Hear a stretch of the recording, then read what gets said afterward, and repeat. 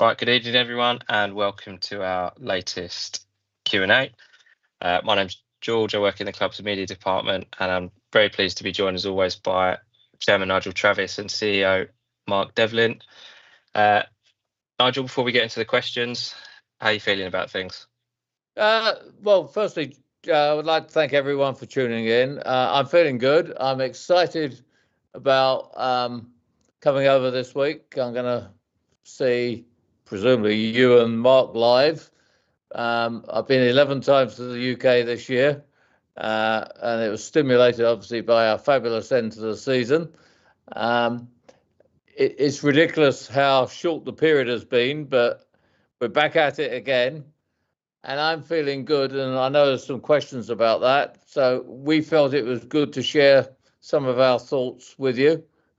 We pride ourselves on being very communicative and open, and that's why we're doing this. But I'm excited and looking forward to seeing new players and everyone else, like all the fans are. So back to you, George.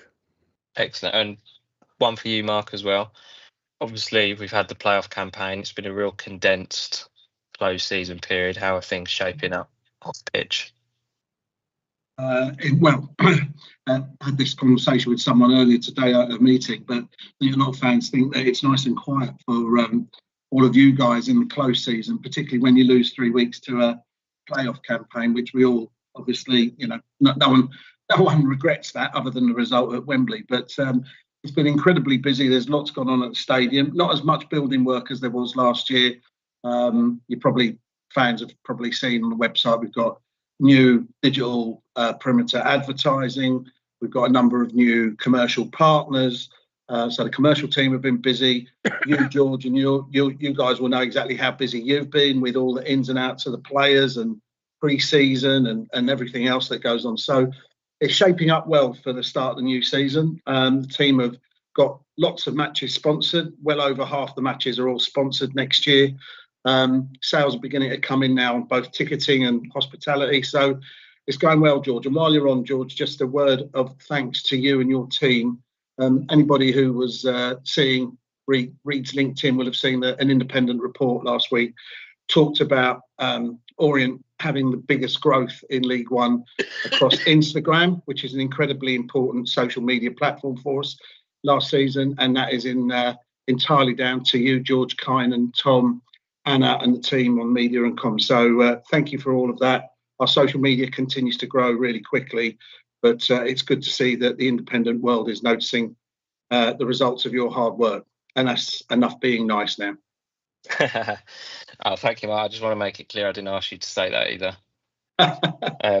Right, let's get into the questions. So there's quite a few. We've got about 55 minutes, so let's try and get through as many as we can. First one, which I'll come to you first off, Mark, and then Nigel, it'd be good to get your thoughts as well.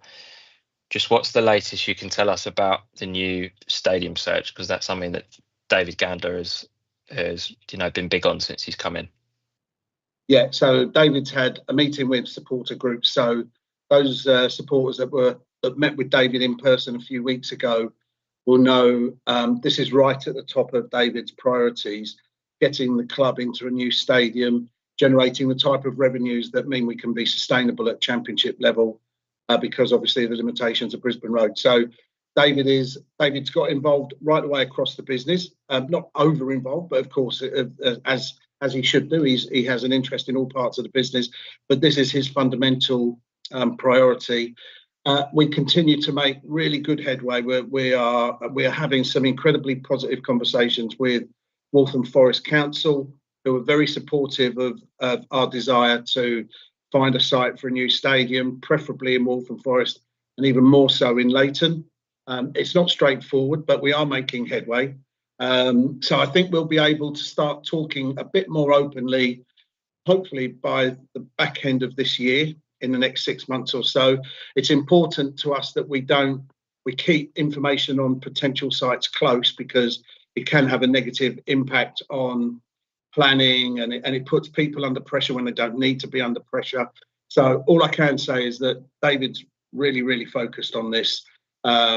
has spoken really well. He was over last Monday. In fact, he broke into his family holiday to fly in, and I and Neil Taylor met with the council last week, with the great and the good, all the important people, leader of the council, chief exec. They rolled out all the big guns. They've been incredibly positive about it. So we're moving slowly but surely in the same direction. David has a desire to find a new site and build a new stadium in sort of 5-6 years, which is going to be incredibly tough to achieve. But that is the ambition that David has got, and that's what I'm trying to do, along with a number of other members of staff. So just to be clear on the site, because we've had a few fans in particular ask that question. So there is a reason that we can't disclose where we're looking at the moment. Yeah, it's just because it just puts political pressure where we don't need it. We need to be having positive conversations behind the scenes, not putting people under pressure. It just leads to all sorts of generally leads to negative PR, which we don't need. So there will come a point in time when we will be asking the fans, and I'll come back to this later, I think, we'll be asking the fans to really get behind the club's desire to find a new site. But it's for no reason. All I can guarantee you is we are looking to stay in Leighton if at all possible, definitely within Waltham Forest. But I would ask fans not to have too much conjecture on the site, because it could affect plans. So I've just asked people to be patient. As soon as we can say something about a site, we assure you that we will. Nigel, your thoughts on the stadium? Yeah, well, I think it's exciting. I mean, David could not, and I repeat, not be more focused on it. I mean, and that may be an understatement, right, Mark? So, we're delighted that we've got a majority owner who thinks like that. It is the way forward, because if we want to be a sustainable championship club, we can't exist on 9,200 capacity, which often, for all kinds of reasons that we've described before, we don't hit. So we have to find a new stadium. The plans are very exciting, and we will do everything we can to communicate with the fans. But I think all I would say is, since he last talked to everyone, or I last talked to everyone, we've made a lot of progress. Excellent. Okay. And another question we had around the stadium was around the design process. Will fans be consulted and things like that? What can you tell us about that? So I learned this experience from Brentford. So Brentford Stadium is a unique shape because of the site it's built on. But the fans at Brentford, one of the things they said, exactly the same as Orient fans, don't want another Solus Bowl, don't want another Reading, don't want another Derby. So what I would say is there's going to be an awful lot of process to go through. Not only the design of the stadium, but groups of supporters will want to sit together. We will want to create a really vibrant, noisy, passionate home end. And how do we do that? And we're going to have to work with the fans to come up with those ideas. What can we do to really create, our little version of the Dortmund yellow wall, for instance? And I think they've done that quite successfully at Brentford. And that came about through a great deal of consultation with fans and the groups that they wanted to sit with, where they wanted to sit. They'd want to replicate the kind of view that they get currently from Brisbane Road. So there's an awful lot of consultation to go through. What I know we're keen on doing is that what we would ask for, we will involve the fans, and at the right time, we would hope that we can get fans to be passionate in their support, talk loud and proud about wanting to see their club progress and move. Even those fans that I know Brisbane Road holds a lot of good memories for them. I appreciate that as a football fan. I know you can't just dump those, but if we do want to progress and we do want to be sustainable at a higher level, then we have got to move. So there will come a time when we'll be asking the fans to be really active and passionate in their support for the project. And I can assure you that fans will be consulted over the design and where fans sit and so forth. Excellent. Okay, next question, Nigel, is for you, which is from Steve Diath. He asks, how's your role changed since David came in? It's not really changed at all. And Mark will tell you that I've always, even we went through the period when I was the majority shareholder, I tried always to reflect the fact that we had outside investors. And so my thinking and the way I operate hasn't changed. And I was chairman of 5 other companies up until 2 weeks ago. It's now 4. So I operate the same way on all those companies, which is try and be highly consultative, as Mark just said, be very active, work with the 2 people who report directly to me, which is Mark and Martin. I probably have more direct interaction with Richie than we had with previous head coaches, but that's because of his unique characteristics and also the success we've had with him. And I think it's worth highlighting, because I don't think it's down here, the major achievement of the summer was getting Richie onto a new long-term deal, and he's been extremely active, and we set a goal of doing that. We achieved it, and I'm very pleased we did it. So I think it's, working with David has been very good so far. I think, as I've said before, it does help that he and I live relatively close to each other. I mean, it's like 2.5 hours away, which means in an emergency, if we had to meet, we could get together in like an hour or so. So I think that's very helpful. So very good. Delighted with what he's doing. Hopefully he's delighted with what we're doing. And we will carry on as usual and try and build on what we did last year. Excellent. Just on Richie, we didn't have a question about him, but as you mentioned him, I mean, just how big was it getting him to sign that new contract? Because certainly in his managerial career, his stock now is probably as high as it's been so far, isn't it? Yeah, well, I'd say 2 or 3 things. 1, it was awesome. 2, he's got a very good contract. I won't go into any more than that, but he's got a very good, attractive contract. 3, we want to keep him here. We do recognise his potential, and at some stage he probably will leave, but hopefully it won't be in the near future after what we've done. 4, he understands us, but more importantly, I think we understand him. I mean, I can even understand his all his Manchester words now. I mean, but I think if you ask Richie, he will say we all have a great relationship. We try and be supportive. And there's a question coming up about expectations. We don't put pressure on people. I mean, there are people who get told, and we know we've had a few examples prior to our time at Leyton Orient, where people get told, if you don't win this next game, you're out. I mean, even when we were right down towards the bottom last year, I think our attitude continually was, Richie, how can we help? So I think it's important that you surround someone like Richie with all the support possible.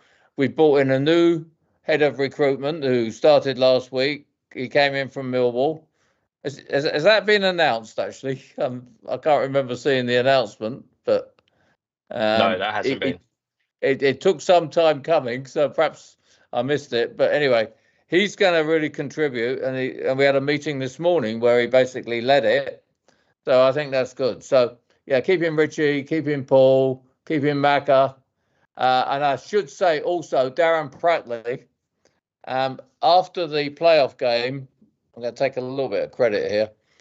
He and I had a very long chat about his future, and I encouraged him to hang up his boots and make the move into coaching, mainly to make sure he gets the last stage of his pro license.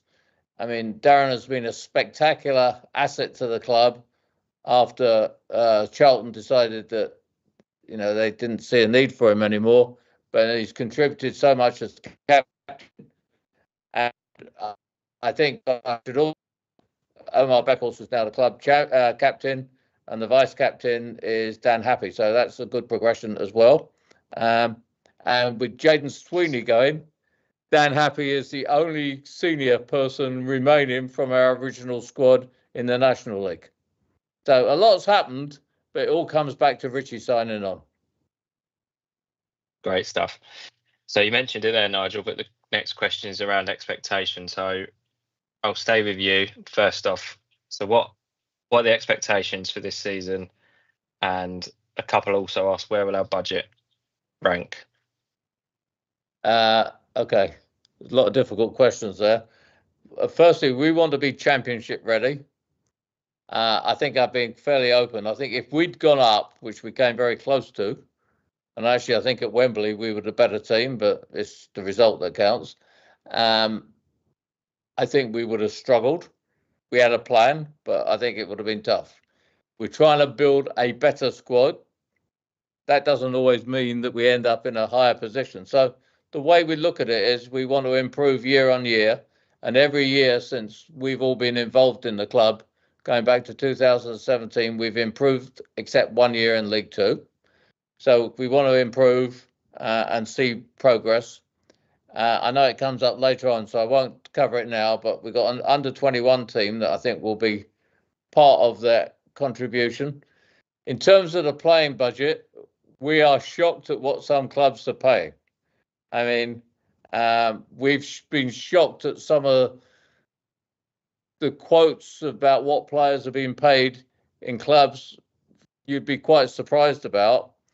And it is somewhat frustrating that all the owners of clubs talk about getting everything under control, but everyone always acts in self-interest. So we are pushing to get more controls financially on what people spend, but we try and be as competitive as we can. If I had to take a guess, I'd say that this year's budget, which of course was helped by the sale of Ethan Galbraith and Jordan Brown, I think will be somewhere in the middle. Mark, would you disagree with that? Yeah, I think we might have crept into the top half of the table with our budget, Nigel. So what that means is, let's say that's the 11th or 12th. If we overperform and finish 10th, which by the way is not our hope, we've overperformed against the budget. Last year we did it dramatically because I think we probably in the end were about 13th, 14th. So we overperformed by like 7 or 8 places. So we've moved the budget up. We think we're building a very good squad. We've also, I think, and I know it's a later question, given some people longer contracts. We're trying to build in options, as the question said as well. But I think it's important that we have a balance of a team that we're building. We also are going to identify players like with Ethan that we can develop and move on, because that helps us bring money in to build a better squad. And so far, I think we've done very well. Now, we've not played a game. Who knows? But I think it's a very good-looking squad. And we've got probably 4 slots that we talked about this morning that we need to fill. And there may be some people who that we decide don't fit the squad and need to move on or go out on loan. Mark, is there anything you want to add on expectations and targets? I think the club have been incredibly supportive of the footballer side. Things that not many fans expected us to bring Idris in. Idris was on substantial contract at Oxford. We talked about Idris early doors in the football committee. Didn't seem as though we'd have a chance, but one of the things that's good about this club and Richie and I have to say, everything around the club is that people come here and they enjoy their time here. And Idris has come back because he really enjoyed his time at Orient and he almost felt like he was coming home. That almost came across in the interview. So expectations, George, it's difficult. I think every year you want to be slightly better than you were the year before. And it's difficult to be much better than, finishing 6th. But as Nigel has said, there's an exciting squad being put together. Probably will take a bit of time to gel. If we can get off to a better start than we have for the past couple of seasons, who knows where we could end up. But I think we're in for another exciting season. And there will be ups and downs. There's bound to be. We'll get injuries. Fans just have to, stick with us through it as they have done previously. But I think we're in for an exciting season. Can I just add one thing? Josh Koroma was offered a lot more than we gave him and decided to come to Leyton Orient. So that picks up on the point Mark just made. That's only because Nigel's promised in some donuts. No, I've got nothing to do with donuts anymore. Okay, Nigel, you can have sandwiches and smoothies, but no donuts.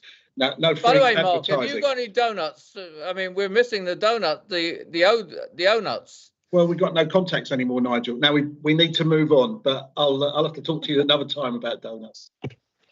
Right, let's get back on track. We'll stay with incoming, or we'll go to incoming transfers. A few fans have asked how many more signings do you think we'll make, Nigel? Will they be permanents? Will they be loans? And could we pay fees for more players? Yeah, I mean, I think we've looked at all kinds of options, and we do it every meeting, and we're very organised on this. I mean, I think people might be surprised how organised we are, and I think, you know, we're looking, based on this morning, we're looking at a couple of loans. We're looking at another permanent. I mean, it's a bit all over the place when you get to this time of year. We feel we've got a really good foundation. I mean, left back is, you know, is a position we're looking at very closely. We're also looking at another wide person. So I think, as Richie apparently said on one interview, it's probably about another 4 people. And later on, I will come back to the under-21s, because that plays in that answer as well. Okay, let's come to that now then. So why have we introduced an under-21s team? Okay, so let's take Zek Aberia, who we all agree is a big talent. If you stand back from it, last year we would have loved to play him more, but we got into, based on where we were, a slightly surprising promotion fight, and we had to put out what Richie considered to be the best team every week. So he missed out on pitch time that he needs for his development. We've also got other players that we need to transition from the academy and help them develop into the first team. Yes, we send people out on loan to the National League South, etc., and obviously below that for some other players. So what we want to do is to try and bridge the gap between the academy and the first team. Yes, we can play them in the Virtue Trophy and things like that, but there's not many games there.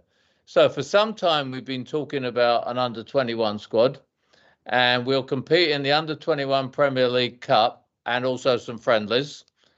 Overall, I think it will be probably 15 to 20 games a year.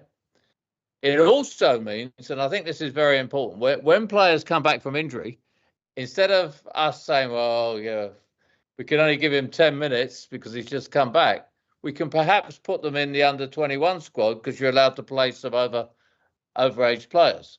So I really think this is an important move. We have invested money in the under-21s that's, if you like, above the budget. So I think this is an important move. Darren Pratley is going to run it. So I think this is going to make a smoother transition all around, from the academy, from players who are on injury. And we've also gone out and we're in the process of bringing in a couple of players who are specifically under-21 players. Well, who knows? These players could suddenly be players knocking on the first team door. So I think everything is plus. The only negative, it costs us more money. Staying with the 21s, but coming across to you, Mark, a supporter called Sam has asked, could the 21s games be played straight after or just before first team games at the stadium so fans can watch them? Yeah, we'd love to find a way of keeping the fans at the stadium longer and playing a match, whether it's the women's team, whether it's an under-21s. Our problem is it's operational, George. We have got old, small changing rooms, and when we've got nowhere. And now with the, as fans will see when they come back to Brisbane Road, whether it's tomorrow night or whether it's on Saturday against Watford or for our first league game, the sports centre across the road has been completely knocked down. So we don't even have the opportunity now of using any facilities there. It's just simply difficult to have changing rooms available, given all the fact that the players have got to get changed, they've got to be cleaned. Players have still got to do some media. Richie has to do his media stuff in that area. So it's just operationally difficult. So that will be one of the things, any new stadium, and we've talked about the new stadium being able to host a number of different sports. they will be built with more changing rooms so that we can look at things like this. We can keep people in the stadium longer. So, that's something that you learn as you go forward, that we will need to be quite innovative when it comes to changing room space in any new stadium. But that's the reason why we'd love to do it. And we will see a larger number of ladies' games played at the stadium this year. The under-21 games will be played. Our intention is to play all of them at Brisbane Road. But sadly, it's going to be quite difficult to do it either before or after a first-team game. We think if we could get the turnaround in 45 minutes to an hour, fans would probably just about put up with that time gap. Any more than that, and there's a natural tendency to drift away. And that's quite difficult. That's a very tight timescale. You'll appreciate everything that goes on in the tunnel area for an hour and a half, an hour and 45 minutes after the game. And a lot depends on what's happened in the game as well. So that's understand the request, but that's the reason why it's so difficult for us to do it just at the moment. Okay, thank you for the update on that. A kit question now for you, Mark. A few fans have asked around kits and the new kits, and what's the process for picking the kits? And a couple asked as well, why do we get templated kits from kit suppliers? I don't quite understand what they mean by templated kits. If they mean kits that are available in a catalogue that then just get branded with the Orient badge and our sponsor, we don't have those. Last year, our first team, our home shirt and away shirt were bespoke from Puma.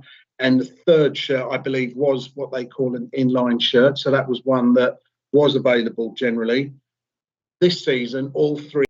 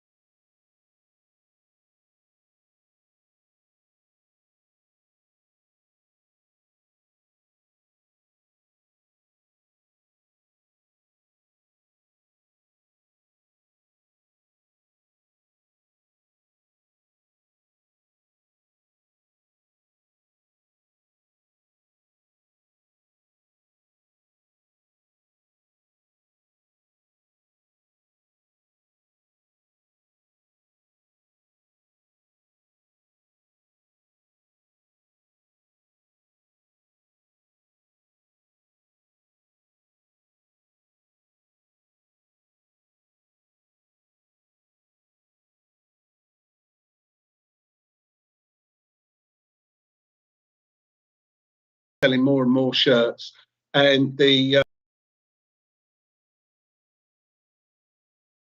that the third kit is out there. It's very, very different. It's and I think it's done because, with the greatest respect, you can try to have a bit of fun if you like. You can try be a bit more trendy and appeal to a slightly different audience with a third kit. The home kit is sacrosanct, so it's always going to be generally red with a bit of white and a bit of black, and we try and change it every year to give people value. So it's the kit manager is involved because he's got deep-rooted history in Orient, knows he's got a good sense of what fans like, don't like. Obviously, he's involved in the quality of the kit and the training wear to make sure it's in keeping with what we require for our playing side. The retail manager also has a say in it. She's got a sense of what sells well. Puma obviously come up with the designs, and they go through a number of those, and then we strike on them, and we go with the ones that we end up with. Going forward, perhaps we will get fans involved, but that always doesn't always lead to a sometimes trying to design a kit by committee is not necessarily a good thing, but there's no reason why we can't get fans a bit more involved. I accept that, but that's how it gets designed. I think there are people out there that think that I design it, and let me tell you, that would be the last thing I ever do. Would be trying to get involved in the design of a kit. All I know is that the home shirt has to be a representation of Orient, and it's not suddenly going to be, yellow or purple or whatever. It's all, the home kit is always going to be red, and then you try and make the others interesting enough for people to want to buy them, to wear them as fashion items as much as in support of their team.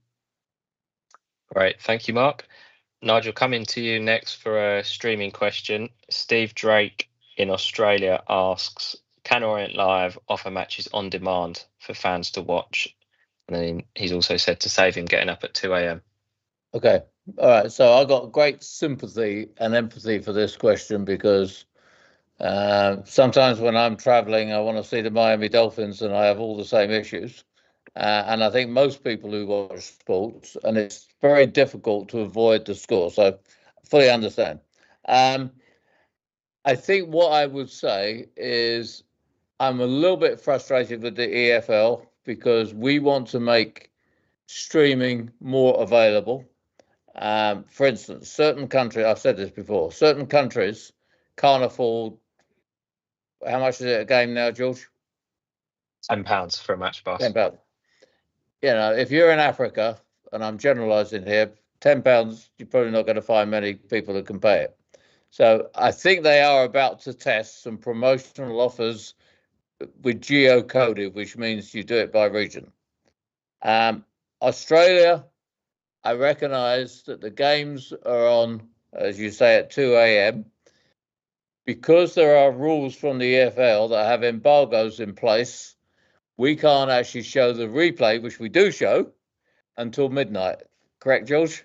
Midnight UK Correct. time. So I'm not going to try and calculate that, but I think it's about 1 o'clock in the afternoon or something. And I recognise by then you figured out the score. So great sympathy, but it's outside our control. It's for all kinds of reasons. It's to do with highlight packages and everything they've sold.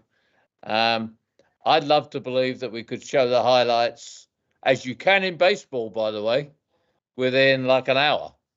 Now, for instance, if I don't watch a Red Sox game, I see the highlights very quickly, and you could argue that stopped me watching the game. So this is a more complicated issue than it seems, but the bottom line is we empathise but can't do anything about it. Great, thank you, Nigel. Mark, next one's for you and is around the stadium PA system. Is there something that can be done to improve it? I think we have to acknowledge we know it's not the best PA system in the world. That's probably stating the bleeding obvious, as they say. With everything else that we've concentrated on pre-season last year, work around the stadium this year, we haven't prioritised the PA system. We've looked to tweak it and improve it here and there. We got some quotes a couple of seasons ago that were, north of 300,000. I think that was probably the cheapest quote we got. What we suffer from is that we've had a number of bolt-ons over the year. Instead of stripping it and putting in a new system at some point, we've added bits and pieces to it, and we accept it's not the best, but with one eye on, we will continue to try and tweak it a little bit here and there. We don't see it as a priority at the moment. We think there are other things that we need to improve first. But obviously, at any new stadium, and that's one of the things why we wouldn't want to spend too much on something like the PA system just now, then we would expect to have state-of-the-art PA when we move to a new stadium. But we will continue to try and fiddle with it a little bit and try and make it better. But we don't see a massive investment in the PA system over the near future. Staying with you, Mark, for this next one. So Bill Pace asks, why can't I take a beer to my seat? Yeah, Bill, you're not alone. It's a massive frustration, probably for every professional football club in this country. It is. It's the law of the land. Unfortunately, linked to obviously football hooliganism in the 70s and 80s, which the government at the time put down to consumption of alcohol. It means that football fans are treated totally differently than rugby union, rugby league, cricket, pretty much every other sport. You can enjoy a beer and you're trusted to enjoy a beer and not cause a punch up. In football, I think we've got all clubs are putting pressure, and the EFL are also working with fans to put pressure on the government to change the rules. I think the last time we revisited this, the police were concerned about disorder.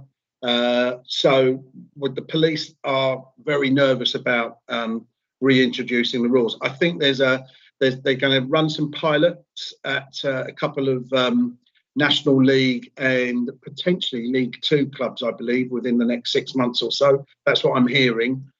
What difference that makes being a League Two game versus a League One or indeed a Championship game, I don't really know. But obviously, I assume they go to where there's a smaller crowd and a smaller attendance. So the clubs are continuing to put pressure on. We're obviously missing out on revenue, much needed revenue, and fans are missing out and having to consume very quickly before a game and at half time, which doesn't make sense. So hopefully within the next couple of seasons or so, common sense will take place. It'll be down to fans as well. If it is reintroduced, fans will need to, not use it as an opportunity to go nuts, basically. But I don't see any reason now why, given the change in the makeup of most football attendances these days, why fans can't be trusted. But at the moment, that is entirely down to the law of the land, I'm afraid. We can't change that, I'm afraid. Okay, thank you, Mark. Nigel, coming back to you now. James Giddins asks, should we be playing better teams in pre-season given our recent poor starts to seasons? The answer is yes, and I think we've achieved that this year. I argued and debated with Martin the teams that we were playing, and this year I think we've had a much better schedule. We play Pafos in Spain. Pafos are actually going in the Champions League, and just while Mark was answering that question, I looked up. They're kind of ahead of us. They play their first Champions League second qualifying round tomorrow, and they also play some other pretty good teams in the pre-season. They actually played Wimbledon as well. I'm not saying Wimbledon are a good team, but you know what I mean. But they play tomorrow, and then they play another Champions League game next week. So they were good opposition. We play as we always do the Spurs under-21s tomorrow. We played a league team in Barnet, obviously behind closed doors because of the very strange weather conditions that apparently you had in the UK. And then we play, and I think this is where there's a big difference, play Watford on Saturday. So that's what's been missing. So I fully support the concept behind the question, and I think we've corrected it. Richie also has worked on a philosophy of getting people certain minutes, and there's going to be one more game behind closed doors that we're putting in on Friday to give certain people extra minutes so that we have a fully fit squad available for the first game at Huddersfield. And I just throw in, it is ironic that a couple of months ago we went to Huddersfield for the final game, and now we have the first game of the season at Huddersfield. Great, thank you, Nigel. Mark, a couple of stadium ones now. First one's from Peter Knight, who asks about food options in the gallery. Can they be made better? Okay, so appreciate the question. This comes up year after year. We introduced bagels and hot dogs into the gallery last year with a degree of success, but not successful enough for the vendor to be coming back. So unfortunately, maybe I don't think there was an issue with the quality of the food. It was whether it was varied enough and the price and all sorts. We're looking, all I can say is we're continuing to look at what we can do there. Unfortunately, the kitchen's on the third floor, gallery's on the second floor, part of the crazy infrastructure of the West Stand, which, just drives me crazy every day when I look at the nuts way it was built. But there's nothing we can do about that. So we'll continue to look and see what we can do. It won't be the same as last year. As I say, the vendor has decided that it wasn't really commercially viable for them. So we will look at some other options, whether it's local food companies. But a bit like kit, we bring something in that we think people would like, and then we get told that people want something else. Trying to find something that everyone will like seems to be quite difficult. But we're determined to continue to try and develop food offerings down there, George. Lucy Gammons and the hospitality team and the head chef are looking at who they can. Certainly, it will probably involve outside vendors and trying to come up with a variety of those. So we will continue to look at it, George. We don't have the answer at this moment in time. Okay, we'll stay on catering. So John B asks, Would the club consider selling cans of mixed drinks on a match day, for example, gin and tonic? And will the club also improve its recycling processes? Yeah, I didn't know that we don't sell sort of those mixed drinks. I'm trying to, yeah, cans of mixed drinks that I guess you get in some of the like Tesco's or an M&S or whatever. We can certainly talk to Shepherd Neame about that, whether that helps. So we'll take that idea and suggestion away and talk to our pouring rights partner, and encourage fans to keep coming up with ideas, because there's nothing like a bad idea. The more ideas that come in, the more we can look at it. In terms of recycling processes, just while Nigel was talking a minute ago, I was just trying to dig up some stats. So we are trying to work. Bywaters are our recycling partner, and we're working really hard with them to improve. We've been upgraded by the EFL. We've been given a silver award for our green initiatives. Started with the solar and recycling last year, but our waste levels, our waste level was down 10%, almost 10% versus the previous season. Recycling rates went from 29% to 38%, and we're looking to increase that even more. Our stadium caterers are looking at introducing cups that can be recycled. So we are looking at ways to be as green as possible. It's good for the club because it saves money. It's good for the environment. It's what we should be doing anyway.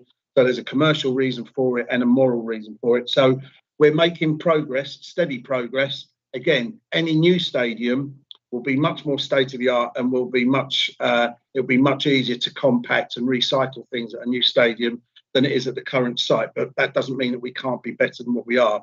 The good news is we're moving in the right direction. And solar has been a big boon. It is saving us a fortune at the moment, given the sunny weather from pretty much the end of February, March. We've been storing an awful lot of power and putting it into the grid. So it's worked really well for us from that point of view as well. So can I just add one thing, Mark? I went to a concert here the other night in Cape Cod, and it was interesting. To the question about the cans, they were selling those cans because it's faster for them to do it that way. And even though America, under our president, may not be very enthusiastic about recycling, it is clearly a better opportunity.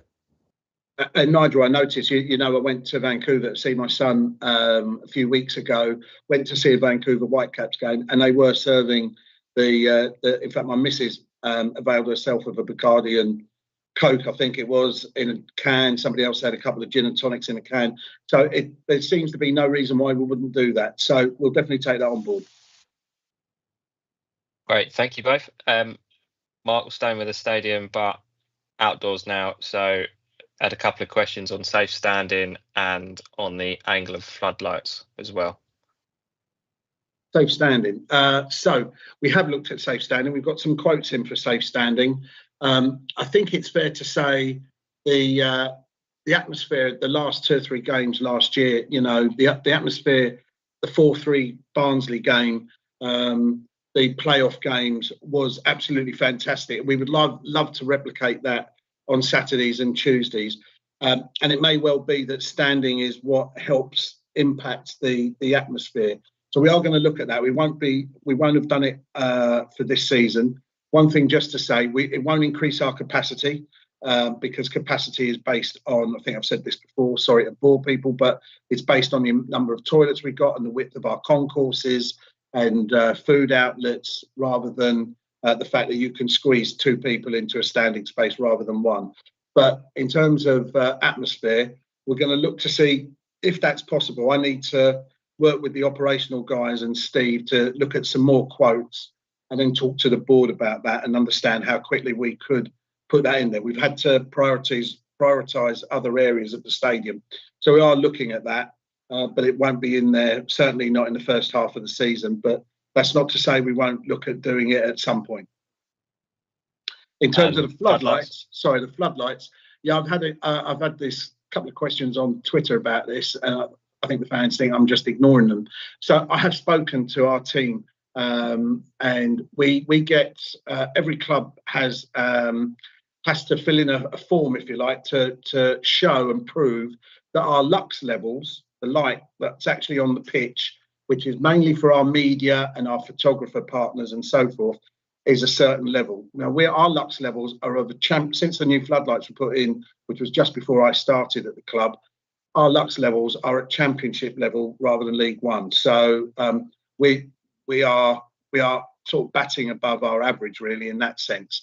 But I know there are a few fans in the West Stand think that they're angled and they sort of interfere with their view. The guys have had a look at that again, and they've tweaked lights, but literally the lights were set in order to achieve those lux levels. And people may feel that they're not angled down onto the pitch, but all I can tell you is I'm assured that they are, and they are angled in the way they are to ensure that we get those lux levels right. So I'm sorry for those guys that feel that it's interfering with their sight. The team have had a look at it.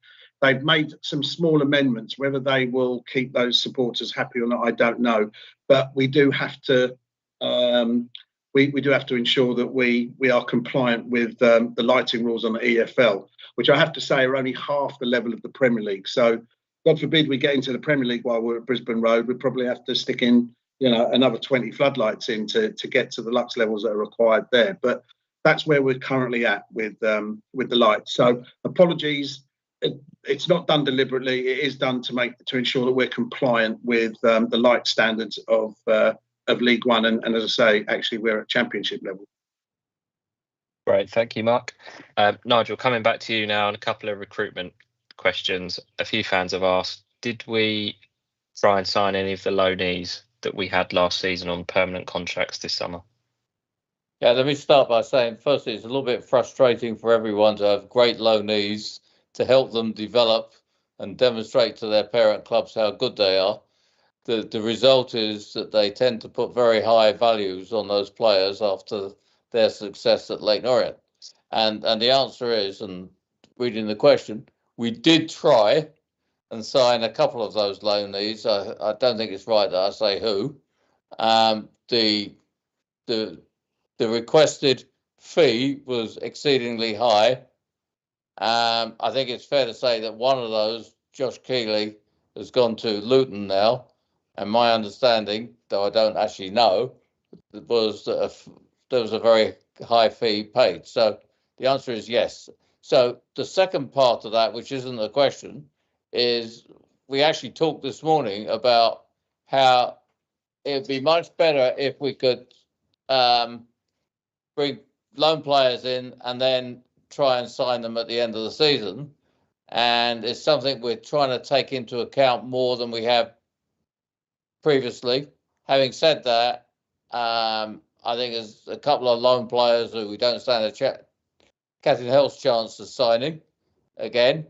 So you should know that. But I think there will be one or two that ideally, if it all works out and the fee or whatever is reasonable, we will try and do it. Great, thank you. And Toby Loxley asks, why don't we offer players options in their contracts anymore? Because it saved us with Ethan Galbraith. It did, and we're doing it more and more. We're offering 3-year deals, as I said, and 3-year deals is done for two reasons. One is to try and keep players here, but it's often done to add value to the price of a contract because, you've got a limited budget, but one of the things you can do is give money. Another thing you can do is give time, and that helps us get a couple of players over the line. So all these are very good questions and something we take into account. And increasingly, I think we will do more and more options. Great, thank you, Nigel. I'll stay with you for this next one. So this is from David Russell, who says, media reports suggest that new majority shareholder David Gandler is one of the founder shareholders of the new EFL competition. Will the ownership of any new EFL club established?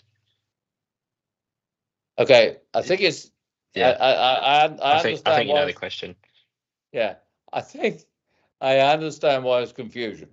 I think what David has done is a founder member of the ELF, not the EFL, which is the European League of Football, which is American football, which is the league that currently exists. And David is behind the potential London team. I think this is a very exciting opportunity, not because I love American football, and I recognise there's going to be some sarcasm about that. But if and when we move to the new stadium, we hope to have multi-sports to help pay for it, rather than just playing there, whatever it is, 30 odd times a year. We hope to have more than one sport, more than football. American football is one of them. We've got some other ideas for other sports, which I won't quote today. So this is just part of that. And I think it's also going to make our new stadium much more attractive, an attractive venue, and also bring in commerce and economic value to Waltham Forest. Right, thank you, Nigel. Mark, coming back to you. This one's from Ray Weeks, who asks, why do we still have heavy metal turnstiles even though all tickets are digitally scanned these days? Well, in an ideal world, we would have super duper new turnstiles, and I hark back to the new stadium. Anything that happens at the new stadium, the entry barriers and gates will all be state of the art, digital, as they have. Just improves at every new stadium you go to. But our current turnstiles work. They operate. They're not unsafe, to the best of my knowledge. Yes, we do have the digital stuff, and we're moving to digital season cards this year as well for those fans that want them.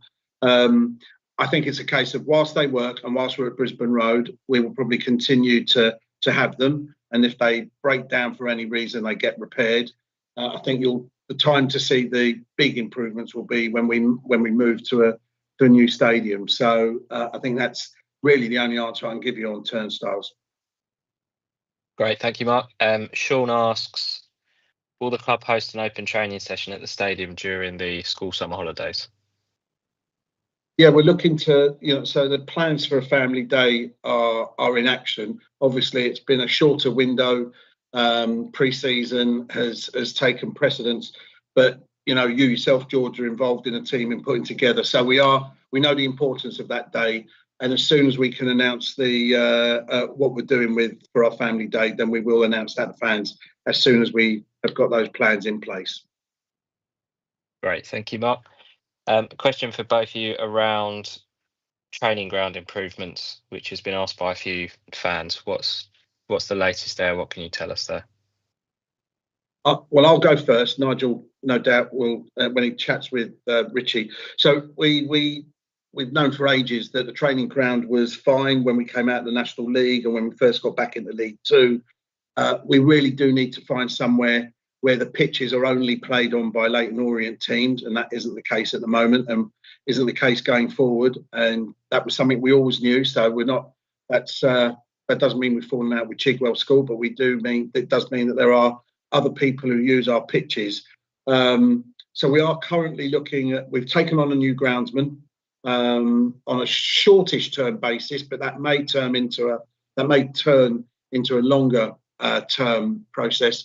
Who's done incredible deeds over the past 3 weeks at the training ground to improve the main pitch there, and he's now working steadily on the second pitch there. Short term, we will continue to have to train at Chigwell School. Longer term, I think we have no option but to look at least for a separate site for the first team.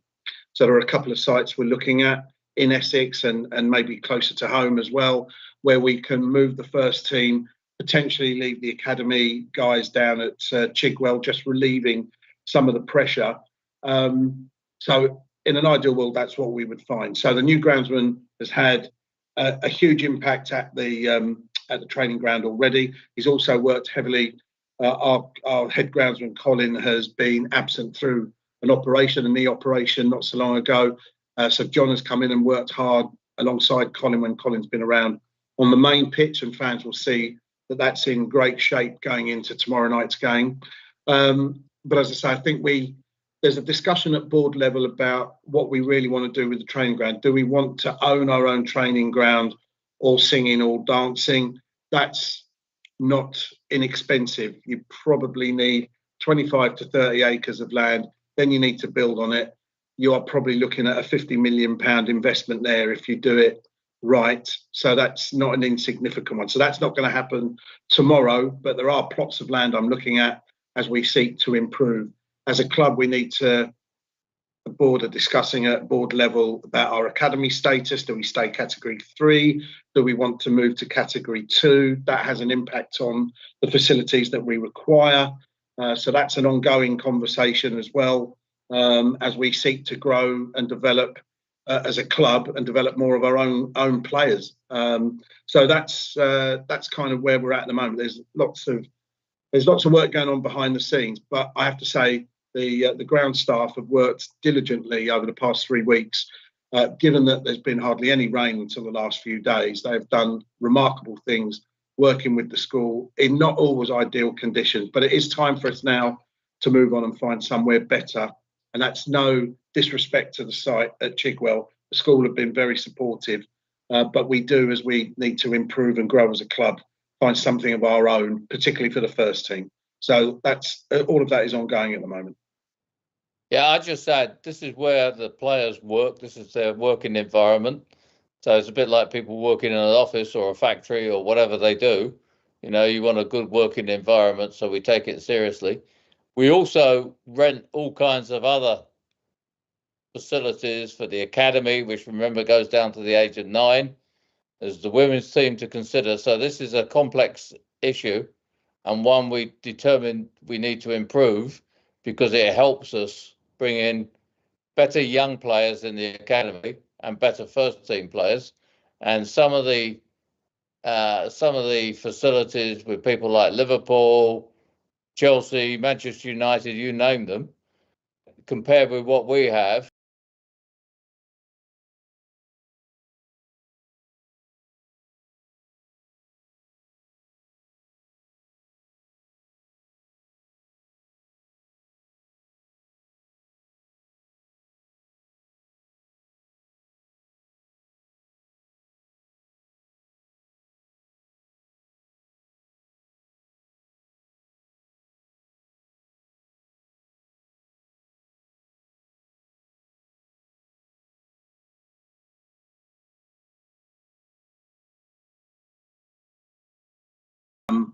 Reward fan loyalty. Time members will still get a £3 benefit from the off the cost of an adult match ticket for Saturday home games, which is going to be 10% of the cost of those tickets. But it will come back to you in the form of O's cash, which can be redeemed against retail. So it's now rewarding in a different way, and it rewards, we think, in a better way, in a smarter way. All members are going to get 5% back in O's cash off retail purchases as well, which is the first time they've had any retail benefits. Previously, it's only really been off tickets. Everyone will get 10% off of stadium tours, which are growing because we've got some plans over in the East Stand to create almost a, if you like,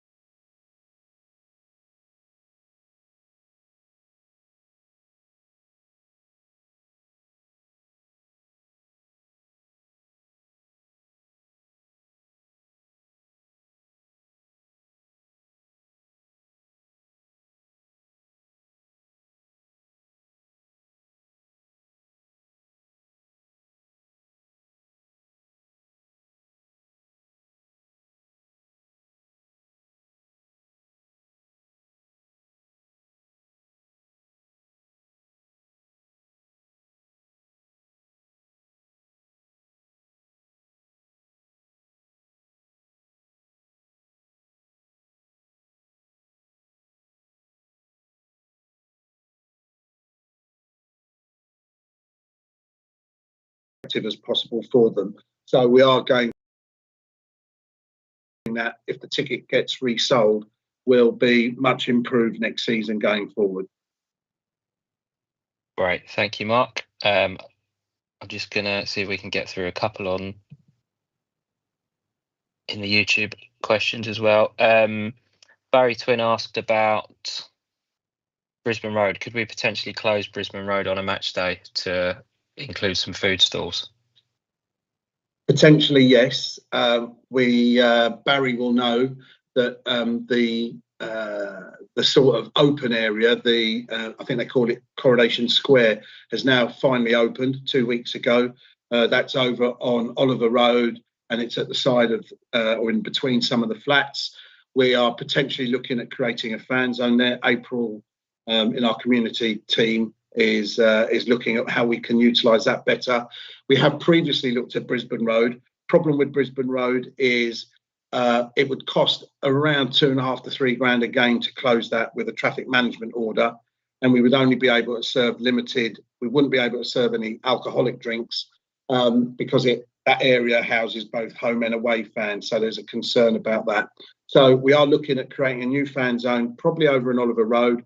There's going to be a little bit of retail development there as well. The council are looking to sell some retail units in that area, and we'll be having conversations with the council about how we might get involved in that.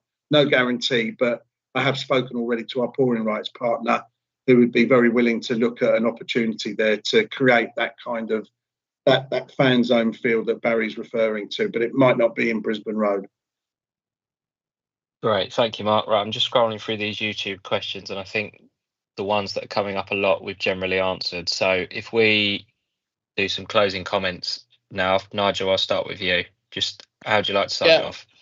It's very weird. We went to Huddersfield and I had a good day out when we won. We're back there again. Week on Saturday, I'll be there. Looking forward to seeing a lot of the fans. The season's, to be honest, is just coming up, and I think I'm anticipating a good year, as I said earlier. We do have another tough start looking at the opening games, but you have to play everyone sometime. I'd also say that this year we don't have the Birminghams, Wrexhams. We've still got the Stockports. Lose our local derby in Charlton, but we've got Wimbledon coming in. I actually think Luton's going to be quite a big game. Probably with the return of Josh Keeley could be interesting. So looking forward to the season. I think the women are going to have a spectacular year, knowing how many signings they've made. So people should be looking forward to that. And I think the under-21 is going to be a very important development. So a lot of positive news. I'd like to thank all our fans for their continued interest during the summer. I hope you're like me and boycotted the Club World Cup. I did that in solidarity with the players, who I believe are overplayed at every level. So Omar Beckles is the PFA chairman. I volunteered, he didn't ask, but I volunteered that I wouldn't watch it. But that was a demonstration that somehow we have to stop players playing 60, 70 games a year. So with that, look forward to seeing everyone at Huddersfield, and over to Mark. There's not much more I can add to that one, other than to thank fans for their support last year. The atmosphere they created, particularly as we came towards the end of the season, was fantastic. Season ticket numbers have been unbelievable this year. We've grown those again, another record really. So just thank the fans for their support. Thank all the staff for all the hard work, because I've seen, the amount of hours that go into keeping the club ticking over. So I'm really grateful for the team we have behind the scenes. I think we've got a club we can all be proud of, and hopefully looking forward to another exciting season. So thank you for putting it together, George. Thanks, George. Thanks very much to both of you. We shall leave it there for this evening. For anyone watching on YouTube, if you did miss the beginning, then you can obviously go to the start and watch it all the way through, and we'll also make this available on the club website from tomorrow. Thank you everybody for joining.